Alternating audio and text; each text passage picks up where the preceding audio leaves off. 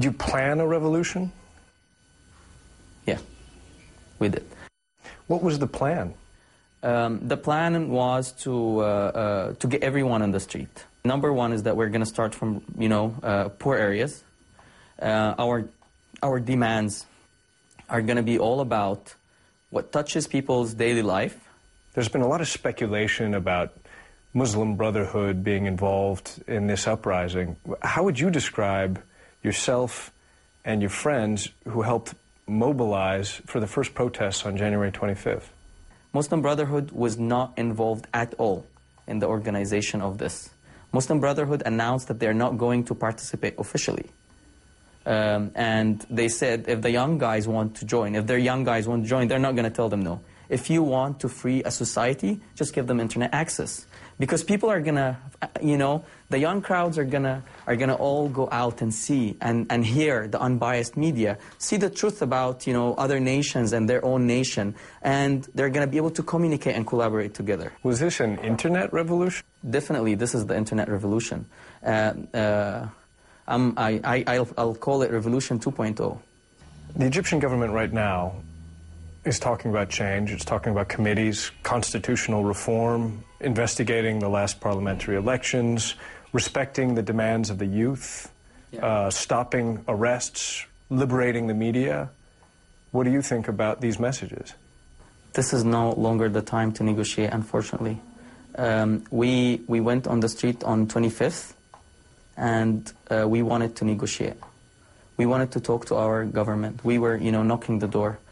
They decided to negotiate with us at night with rubber bullets, with police sticks, with water hoses, with tear gas tanks, and with arresting about 500 people of us. Thanks, we got the message. Now, when we escalated this and it became really big, they started listening to us. Your arrest, do you think it was just a coincidence, a sweep of the streets, or do you think you were targeted? No, I was targeted, of course. They wanted me. What was going through your mind at that moment? I was super scared. You were blindfolded? Yeah, blindfolded, of course. For the whole time? Yeah, of course. Today I was giving the complete power of attorney to my wife, everything I own, my bank accounts, everything, because I'm ready to die.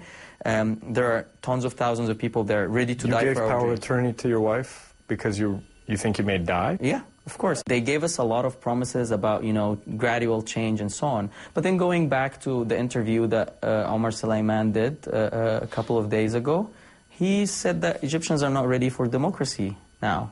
What do you think of that? So I think this is actually our real problem with the regime.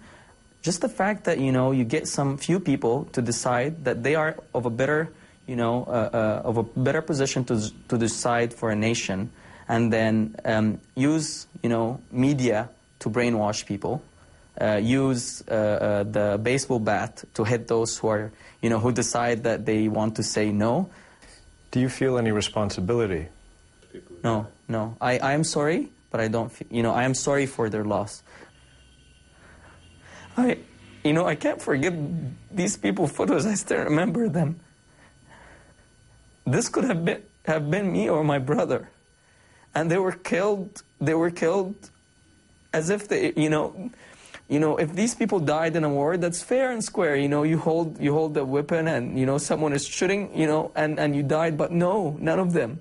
And those people who were killed were not, they did not look like they did not really look like, they're going to attack anyone. They were just shooting them.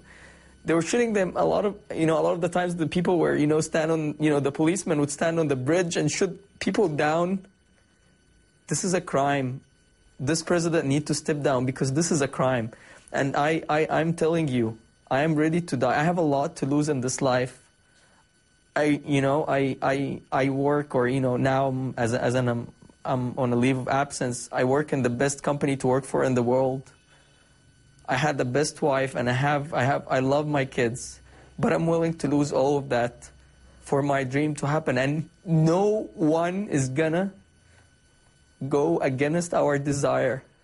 No one. And I'm telling this to Omar Suleiman. He is gonna watch this. You are not gonna stop us. Kidnap me. Kidnap all my colleagues. Put us in jail. Kill us. do whatever you want to do. We are getting back our country. You guys have been ruining this country for 30 years. Enough. Enough. Enough. Unbelievably powerful. That interview, just staggering, brilliant. Joining us now, our reporter, Ivan Watson. Ivan, congratulations on that amazing interview. Boy, you're just gripping in every way. And, you know, despite the protests we've heard from Wael Ghonim, is he now not inevitably the spiritual leader of this revolution? He certainly says he does not want to be the figurehead of this revolution, but, you know, and in fact, he says that the initial group that came together to mobilize for this initial January 25th protest, they were deliberately trying to be nameless, faceless, anonymous. And that has changed dramatically now. People recognize him on the streets.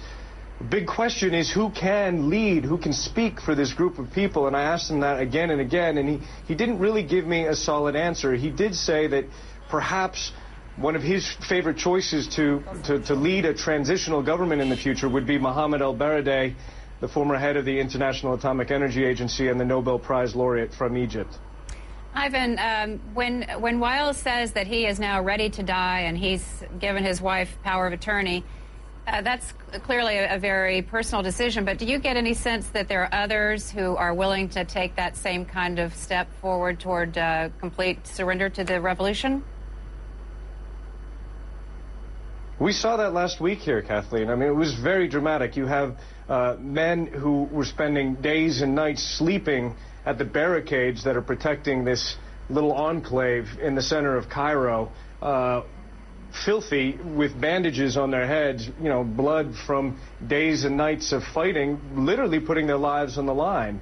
And they have not backed down. And when it became apparent that the military might become the threat to this enclave, with much more powerful weapons than the gangs of pro-Mubarak demonstrators who had been throwing rocks and Molotov cocktails, when it became apparent that the military may try to step in, they went in front of the barricades, they sat down, they're still doing it right now, in front of campfires all night, ready to put their bodies in the way of the tanks, and this strange phenomenon, this pro-democracy enclave in the middle of Cairo.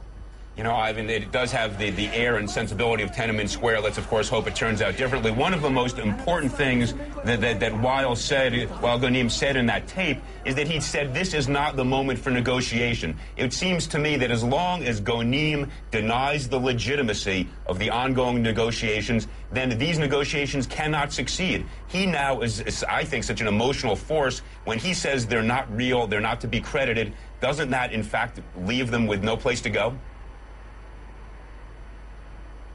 Yeah, you could argue that, but I think the demonstrators feel emboldened right now, Elliot, and we see that their protest movement has grown. Last night, they moved from Tahrir Square, this place that we've all seen day after day here in the center of Cairo, and they moved blocks away to start another sit-in where they spent the night in front of the gates of the Egyptian parliament.